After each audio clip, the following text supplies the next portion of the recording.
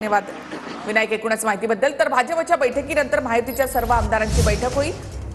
भाजपकडून शिंदेंना डीसीएम आणि केंद्रीय मंत्रिपदाची ऑफर देण्यात आल्याची माहिती सुद्धा सूत्रांकडून मिळतेय। शिंदे उपमुख्यमंत्रीपद स्वीकारणार अशी माहिती सूत्रांची आहे।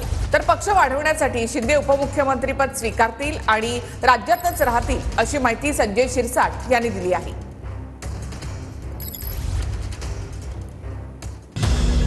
एकनाथ शिंदे उपमुख्यमंत्री पद स्वीकारणार सूत्रांची माहिती।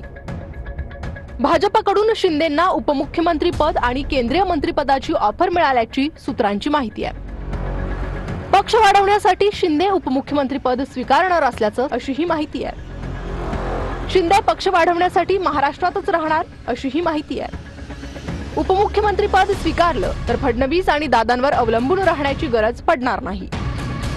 शिंदे गटाच्या नेत्यांनी उपमुख्यमंत्री पद स्वीकारण्याचा सल्ला शिंदेंना दिल्याची देखील सूत्रांनी माहिती दिली आहे। तर एकनाथ शिंदे राज्यातच राहणार हे संजय शिरसाटांनी देखील स्पष्ट केलंय।